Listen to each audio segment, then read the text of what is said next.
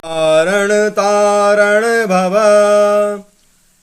भंजन धरनी भार कि तुम अखिल भुवन पति लीन मनुज अवतार। आप जगत के मूल कारण और संपूर्ण लोगों के स्वामी स्वयं भगवान हैं, जिन्होंने लोगों को भवसागर से पार उतारने तथा पृथ्वी का भार नष्ट करने के लिए मनुष्य रूप में अवतार लिया है। श्री राम जी कह रहे हैं, हम कौशल राज दशरथ जी के पुत्र हैं और पिता का वचन मानकर वन में आए हैं। हमारे नाम राम जी और लक्ष्मण जी हैं। हम दोनों भाई हैं। हमारे साथ सुंदर सुकुमारी स्त्री थी।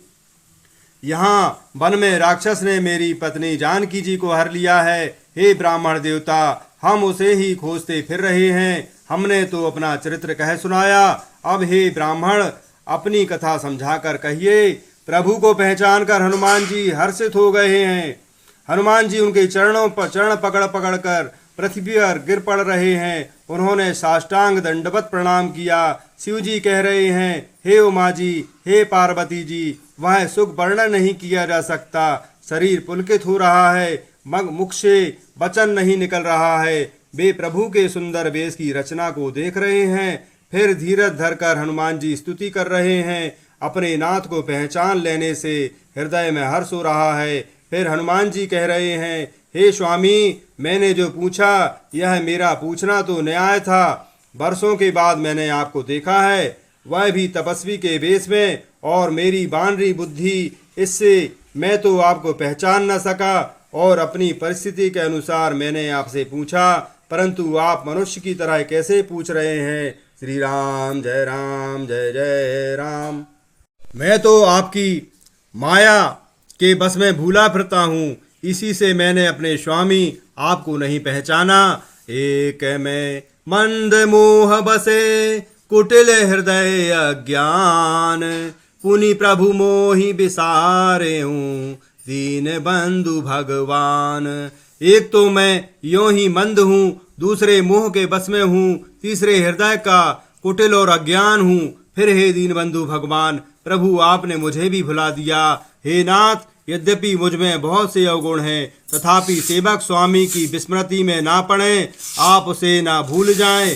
हे नाथ, जीव आपकी माया से मोहित है, वह आप ही की कृपा से निस्तार पा सकता है। उस पर हे रघुवीर जी, मैं आपकी दुहाई शपथ करके कहता हूँ कि मैं भजन साधन कुछ नहीं जानता। सेवक स्वामी के और पुत्र माता के भरोसे निश्चित रहता है। प्रभु को सेवक का पालन पोषण करते ही बनता है, करना ही पड़ता है। ऐसे कहकर हनुमान जी अकुलाकर प्रभु के चरणों पर गिर पड़ते हैं। उन्होंने अपनी असली रूप दिखा दिया। उनके हृदय में प्रेम छा गया।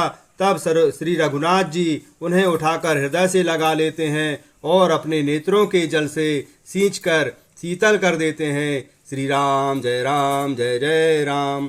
और फिर श्री राम जी कहते हैं, हे कपि सुनो, मन में गिलानी मत मानना, मन छोटा मत करना। तुम मुझे लक्ष्मण जी से भी दूने प्रिय हो। सब कोई मुझे समदर्शी कहते हैं। मेरे लिए ना कोई प्रिय है ना प्रिय है, पर मुझको सेवक प्रिय हैं, क्योंकि वह अनन्य गति होता है। मुझे छोड़कर उसको दूसरा कोई सहारा नहीं होता। सो अनन्य जाके हसी मति न टरई हनुमंत, मैं सेवक सचराचर रूप स्वामी भगवंत। हे हनुमान जी, अनन्य वही है जिसकी ऐसी बुद्धि कभी नहीं टलती कि मैं सेवक हूँ और यह चराचर जड़ चेतन जगत मेरे भगवान का रूप है। श्री राम। स्वामी को अनुकूल प्रसन्न देखकर पवन कुमार हनुमान जी ने हृदय में हर्ष छा गया और उनके सब दुख जाते रहे। उन्होंने कहा, हे नाथ, इस पर्वत पर वानर राज सुग्रीव जी रहते हैं, वह आपका दास हैं। हे नाथ, उनसे मित्रता कीजिए और उसे दीन जानकर निर्भय कर दीजिए। वह श्री सीता जी की खोज करवाएंगे और जहां तहां करोड़ों वानरों को भेजेंगे। इस प्रकार सब बातें समझाकर हनुमान जी ने श्री राम जी लक्ष्मण जी दोनों जनों को पीठ पर चढ़ा लिया। जब सुग्रीव जी ने श्री रामचंद्र जी को देखा तो अपने जन्म को अत्यंत भाग्यमय धन्य समझा। सुग्रीव जी चरणों में मस्तक नभाकर आदर सहित मिलते हैं। श्री रघुनाथ जी भी छोटे भाई सहित उनसे गले लगाकर मिले। श्री सुग्रीव जी मन में इस प्रकार सोच रहे हैं कि हे विधाता, क्या यह मुझसे प्रीति करेंगे। तब हनुमंत उभय दिशि की सब कथा सुनाई, पावक साखी दे करी जोरी प्रीति दृढ़ाई। तब हनुमान जी ने दोनों भाइयों दोनों ओर की सब कथा सुनाकर अग्नि को साक्षी देकर परस्पर दृढ़ करके प्रीति जोड़ दी, अर्थात अग्नि को साक्षी मानकर प्रतिज्ञा पूर्वक उनकी मैत्री करवा दी। श्री राम जय जय राम।